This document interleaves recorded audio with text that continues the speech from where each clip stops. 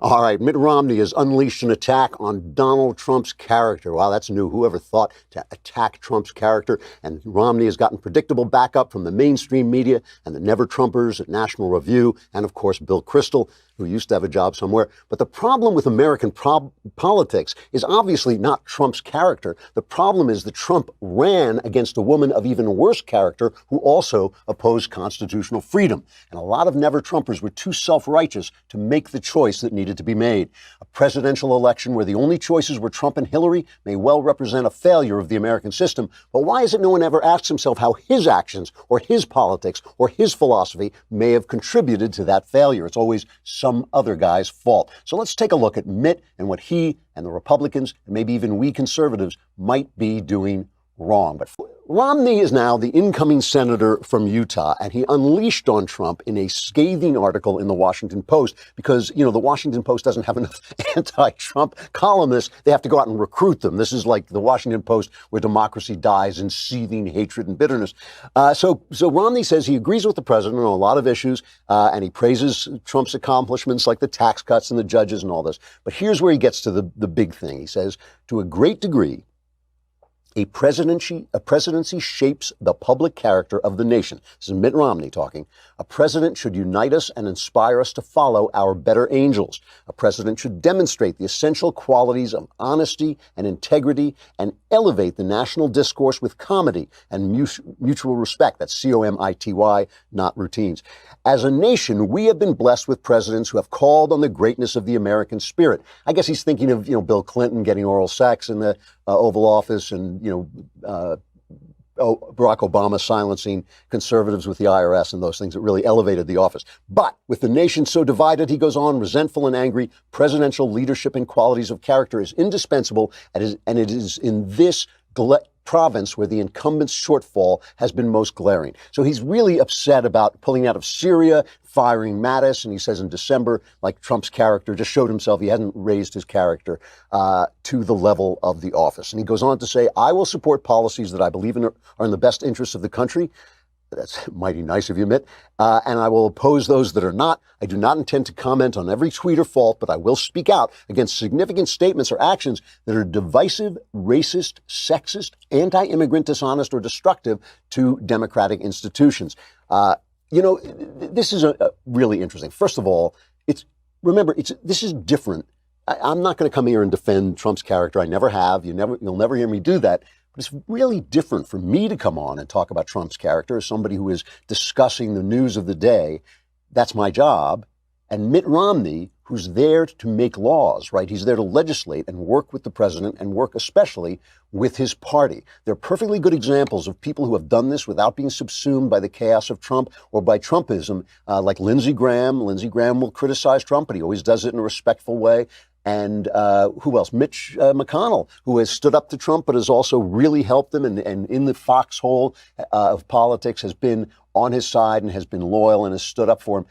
This is like when I criticized Ted Cruz and everybody yelled at me. I criticized Cruz for going to the convention and attacking Trump there. I feel the same way about Mitt Romney doing this here. Listen, Mitt was watching, like everybody, he was watching the midterms, and he saw that rich suburban Republicans were put off by Donald Trump and voted against him. And maybe he didn't show up, or they voted for whatever the local Democrat was running in Congress. And maybe he thinks he can parlay that defection into primarying the president. That would be a very bad idea. It would also it's a lot of those people who voted against Trump when Trump wasn't on the ballot will return to vote for Trump when a Democrat is running against them. And they're dealing with these socialists on the left because look, Nancy Pelosi is fighting her left wing. Nancy Pelosi is a San Francisco lefty fighting the left wing of the Democrat Party. That's where the Democrats are. And you cannot look at Trump in a vacuum. He didn't get there. He didn't get there because everybody said, you know what we need is a New York developer. He got there because he was running against Hillary Clinton, a career criminal who had lied to prosecutors, stonewall prosecutors, tormented women who tried to attack her husband, and who despised the American people. So Romney goes on, and I don't mean to just run Romney down because I think Romney has lived a good life and he's a good guy in a lot of ways. But remember, we're dealing with a Republican Party that with our last president, George W. Bush, gave us a huge bump in entitlement spending and wars everywhere, which are not conservative ideas. So George W. Bush definitely had better character than Trump, but Trump has done a lot more conservative things. And Romney, you know, Trump once said that he choked like a dog against Obama. I think there's truth to that. I think he was afraid to take Obama on. He destroyed him in that first debate, if you remember, and then he let him get away in the second debate. So now Romney is just being disingenuous here. Let's remember this, right? Romney asked for Trump's endorsement. First he applied for the job of Secretary of State, so he wanted to work for the administration. He then asked Trump for his endorsement in Utah. And then when he ran in Utah, he didn't run against Trump. He didn't say, oh, I'm running because somebody has to stand up for Trump. And suddenly he's coming in and he takes this attack. He puts this attack out on him. Let's play the one about cut 3. This is what he told Jake Tapper about what he said. With regards to the shutdown, I'll be with Republicans on that front, which is I think it's important for us to secure the border.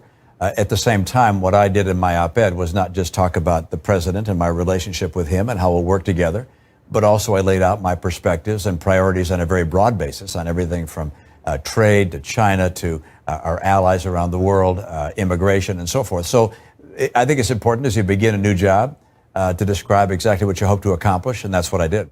I feel it's disingenuous and even a little bit sleazy because when you attack a man's character, you can't say, well, it's really about policy. It's all, I'll agree where I can agree and disagree. You can't say, you're a lowlife, but I like your suit. You're a lowlife, but I like your judges. You attack the man's character, you're going after his character. And this is what the Never Trumpers have been doing. Bill Kristol, Jonah Goldberg, whom I love both personally and as a writer, but he did it over the Christmas holidays. We get it. We get who Trump is. We all know who Trump is. You're not telling us anything new. The question is, how did we get an election where Trump was running against Hillary Clinton, who was a worse choice? And by the way, why didn't you show up for that election? Why didn't you vote for the better choice in that election instead of deserting and saying, oh, I'm just too good.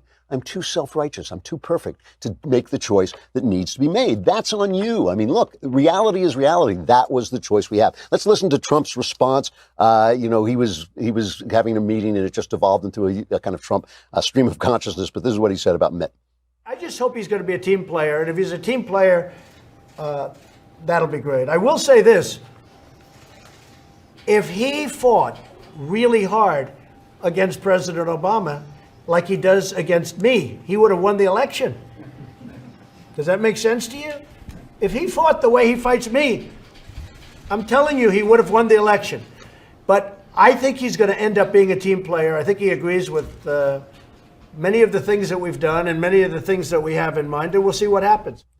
All right. So what's Mitt doing here? Well, first of all, I think aside from thinking about primarying, he's auditioning for the John McCain slot. John McCain left us, and now there's this open slot for the Republican who curries the favor of the mainstream media, right? Because you want to hear, this is hilarious. Let's just listen now. ABC, this is from our friends at Newsbusters, ABC and NBC welcomed this attack on Trump from Mitt Romney. See if you can detect the subtle enthusiasm here.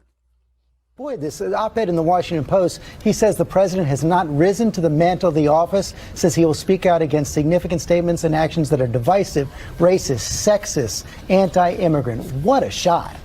It is a scathing editorial. I can't think of anything like it from an incoming freshman senator. That said, he was the Republican nominee for president, but it is not just a declaration of purpose by Mitt Romney, as you pointed out there, saying in this op-ed that on balance, the president's conduct over the past couple of years, particularly his actions this month, is evidence the president has not risen to the mantle of the office, and then going on to criticize the president's performance. But he is also essentially declaring that he, for other Republicans, will be the cover. He'll have their back for those who privately, many have said the same thing, but haven't uttered a word of criticism of the president. Mitt Romney says, follow me. He's got this blistering new op-ed taking on the president's character.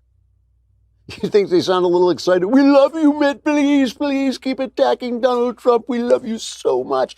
And, that stuff is addictive, Obviously, John McCain ran his whole career courting that stuff. And, of course, when he was finally running against Obama, suddenly he found all his friends turned into crocodiles and were ripping him to pieces.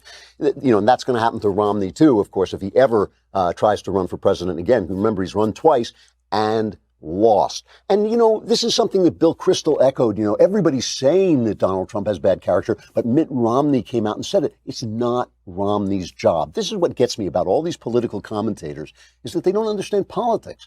It's fine for a commentator. It's fine for me to say, oh, Trump did this wrong, Trump did that wrong. But I'm not working with the guy. I'm here to talk to you about what I'm seeing. I have to be honest about that. I'm not going to lie and say and support Trump in every turn or attack him on every turn. I'm not a senator. It's not a senator's job. It's absolutely absurd to take the office and do this.